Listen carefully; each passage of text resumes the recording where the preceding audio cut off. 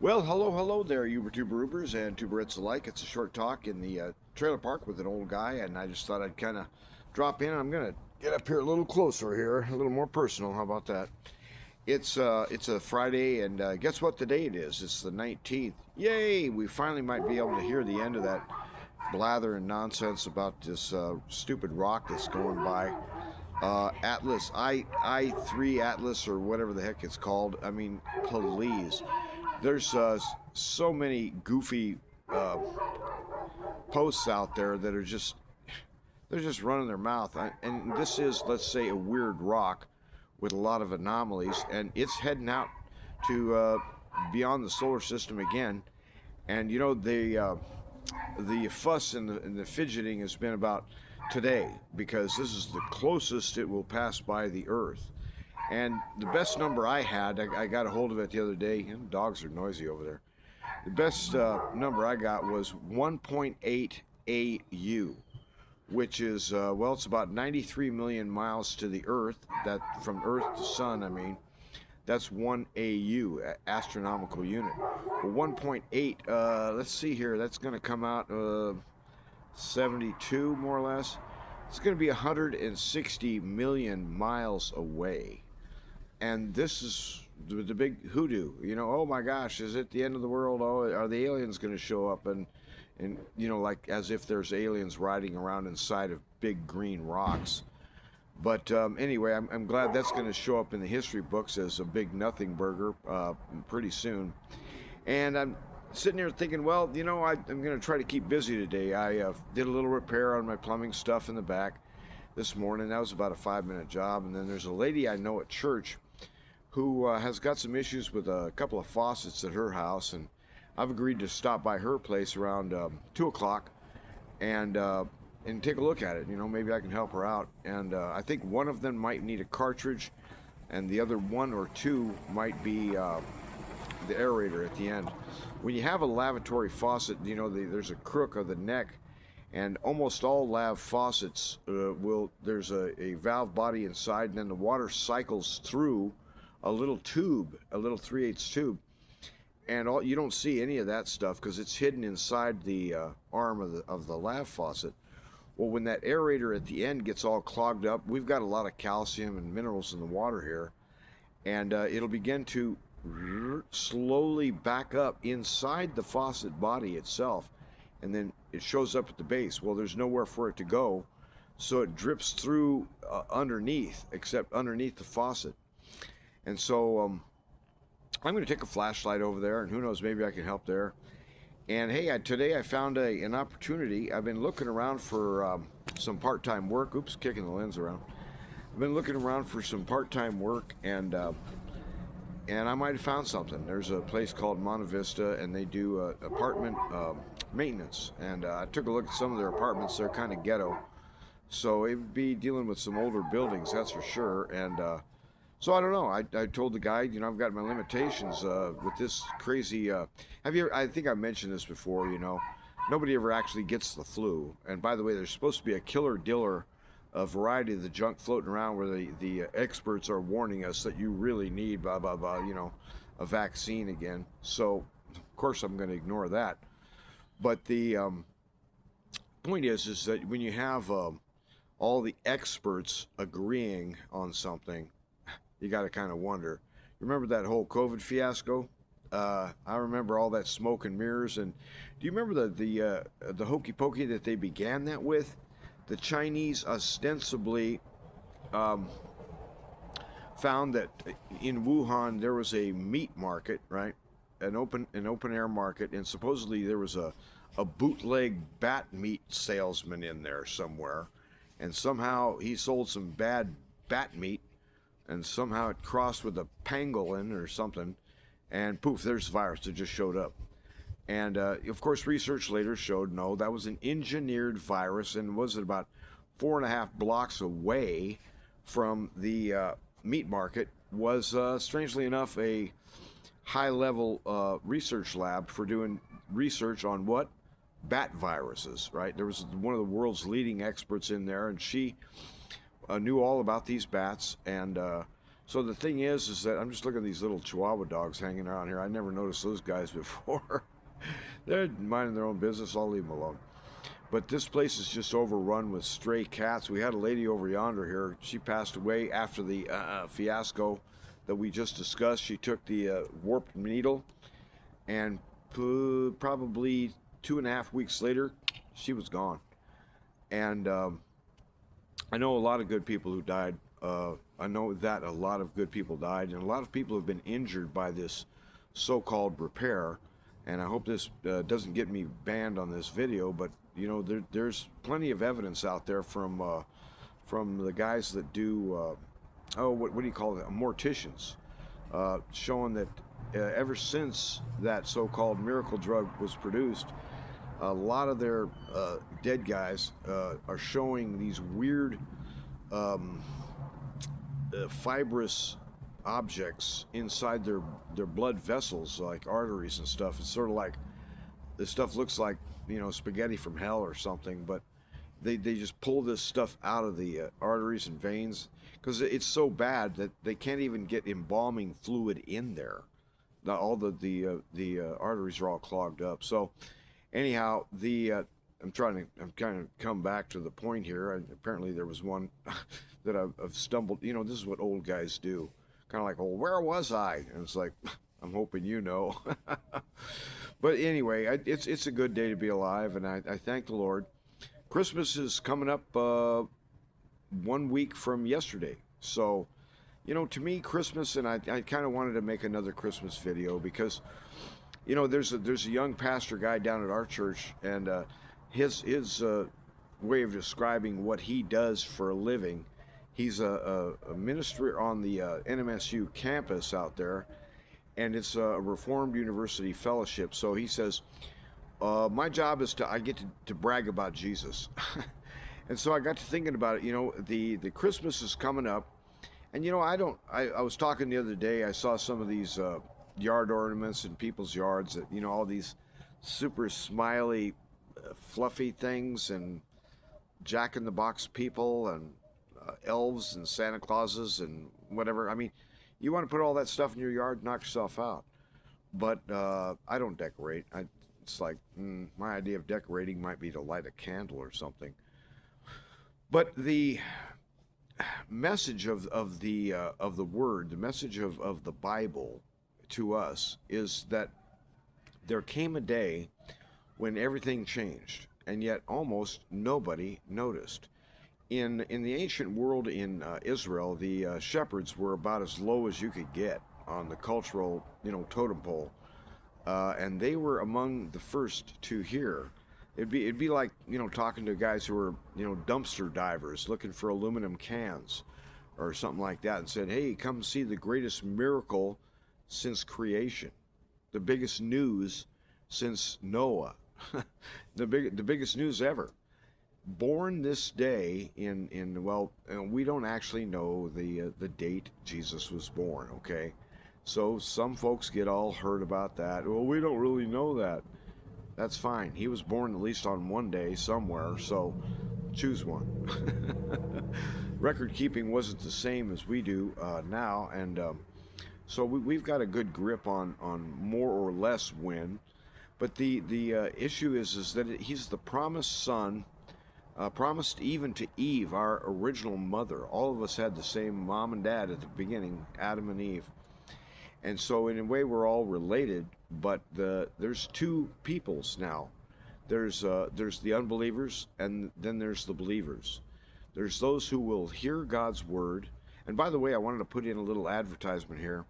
Yesterday I did a little bit of, you know, goofing around on the algorithm and found that Eugene Peterson has a version of Psalms. I knew that, and I found a few of them read aloud, but the Peterson version is called The Message, and it's not exactly the same thing as a translation. It's a little more freeform, but he sticks with the text.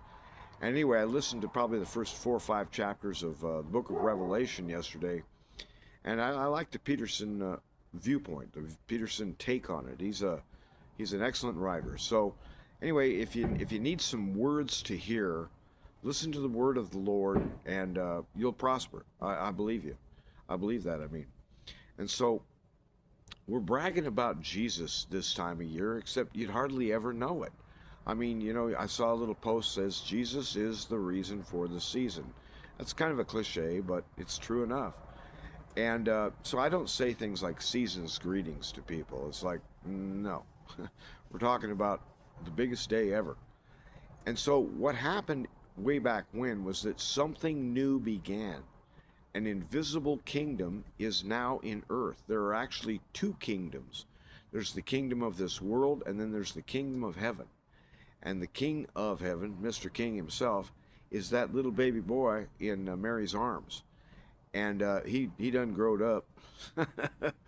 And the world has never been the same since. When he reaches into your heart, when he touches you, I'll tell you right now, you'll never be the same again. And he's the one who is our hope. And so the entire gospel message is couched in terms of the background being the Old Testament and the law and Moses and what came before. And the short version is that Israel never did live up to the covenant. They always slid away, and the Lord kept pursuing and kept pursuing, which he does, because he's good. He's better than good. He's the best.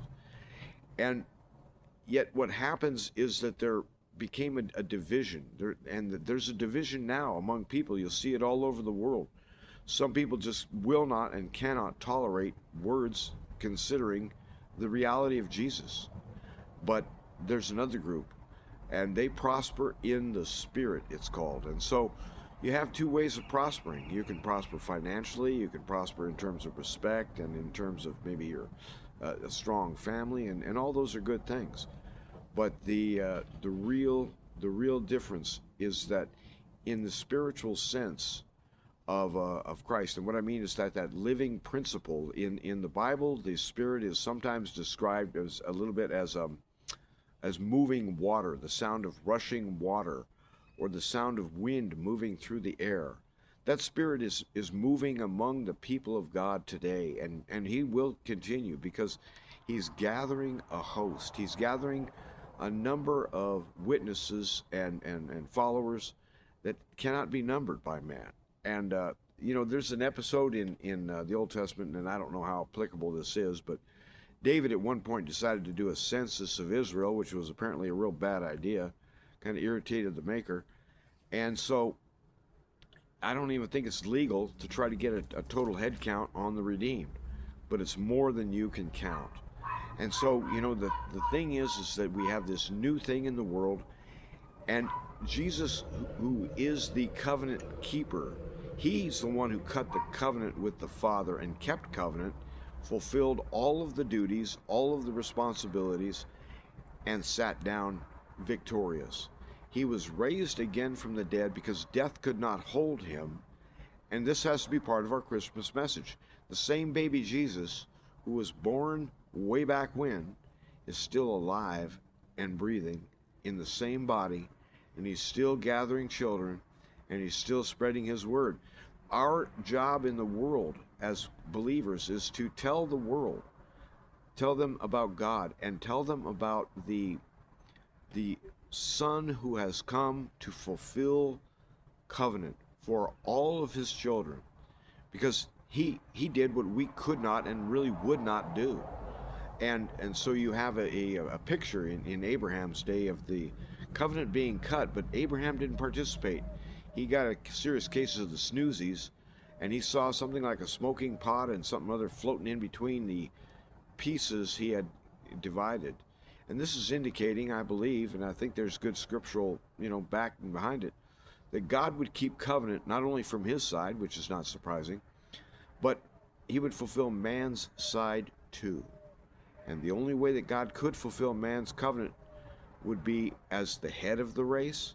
He's done that, the head of the new race, and he did it in terms of a application of a righteousness which is really not mine, but he grants it to us. He kept faith, and his perfect record is attributed to his followers as if they had been without fault or flaw all these years. So today I'm going to go down and I've been looking around for some kind of part-time work, and who knows, maybe I have it. I've got the application in my truck, and the best thing is it was done on paper. I keep stumbling over these things where if it's an online kind of application, forget it. I don't want any part of it. I can't figure it out. They'll ask things like, well, give me a password. It's like, okay, blah, blah, blah, blah, here it is. That's an invalid password. I just made it up. How could it be invalid? It has all of the stuff you require. Give me another one. So I give him another one. Sorry, that's an invalid password. So it's like, oh, shut up. So I just turn it off. And that's about my mastery of, computer, digital, cyber skills there in a nutshell. So at any rate, I'm going to go turn in the paper, and spoke briefly with Philip, who runs the office. Seemed like a good guy. And this might turn out to be a part-time gig for me that I could handle. It's a maintenance job for a set of apartments, like I said, and we'll see. Maybe I can keep busy with something new. The yard guy gig at the shop hasn't really worked out because there's really not much to do down there during the days because all the guys are out, doing plumbing, and they don't need my help at the shop. So I'm going to see what I can find out there, and I've just been kind of floundering around and frustrated and stuff, thinking I'm just banging my head against the wall. It's just like everything's a dead end. And so I've been praying for wisdom and for direction, and maybe this would be an answer for me. We'll find out, and I'll be glad to keep you informed if you care at all. And so anyway, it's going to be noontime here real quick, and boy, I'm getting kind of blinded by that sun, and I didn't want to do that because I look like a convict. And I didn't want to turn around the other way because, well, then I couldn't see the screen at all to see if I'm even in there. Am I centered? And so anyway, the big day is coming up next Thursday, and that's the day when we remember how God stepped into our world, because the background of the Old Testament is pretty clear. Ever since the prophets' days, a day of judgment, a day of fire, a day of judgment is coming, and he will come. And this is unprecedented entirely. When the enemy and his slaves fell from heaven, it was Michael and his angels who dispatched them and said, get out of here. But the holy God sat on his throne. This time he's getting off the throne, taking up his own sword, and there will be a price paid. We're warning that there is an end coming, and it's violent and it's horrible, and the only hope for mankind is being preached to you right now. Jesus Christ the righteous. In him we have hope, and he lives. Our hope lives.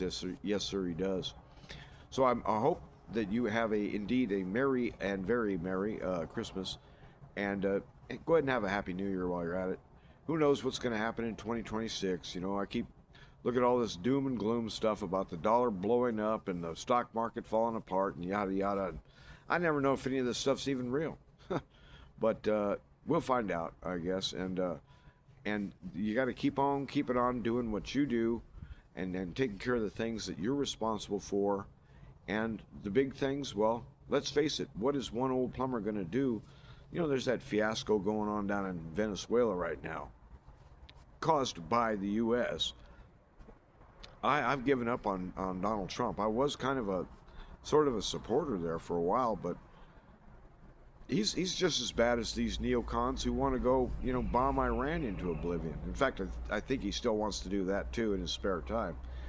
And we've got a series of these so-called policies, and then when you mix them with the agency, as it's called, and all the dirty tricks and torture that the agency has been involved with all these years, and murder, there's a heck of a butcher bill to pay. And that's one of the things. When the Lord comes back, he will repay for all of the wickedness. You can't afford that. You don't have the strength. No man has the strength. No army of men and angels combined can hope to stand up against him in terms of sheer power.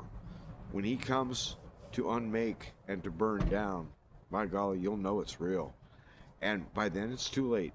So don't wait. Come on in. The water's fine. And God bless you, and may your family be blessed this Christmas time. And remember how many things that you have. You got a warm place to sleep. You got good food to eat, and I hope you do. And for those who don't, you're probably not watching this anyway. But it's a time to be generous. It's a time to open your hand and remember that the blessings that we have received aren't because I'm so awfully deserving as all that. No, we are blessed for another's sake, for the sake of Jesus and for the sake of the glory of God, that we might tell forth into this world news of his goodness and of his provision and his grand and glorious care. We love that guy. So who knows? We'll see how things turn out, and I hope you have an excellent time today and this week as you consider once again the options. The options are either I'm going to ignore everything in me which says judgment is coming, and I'm going to head on down this way toward destruction, or I'm going to wake up and realize this judgment is going to be real, and it's going to be harsh at levels that we have never even begun to experience. Noah's flood is nothing compared to it in terms of destruction. Still, the church has almost nothing to say about it, almost nothing to say about the division that occurs when the Lord says the dividing of the sheep and the goats, one go one way and the other go the other. Trust me, friend, don't be a goat. Be all sheepy. He is the good shepherd, and he has never failed. Amen, and God bless you, and run to win.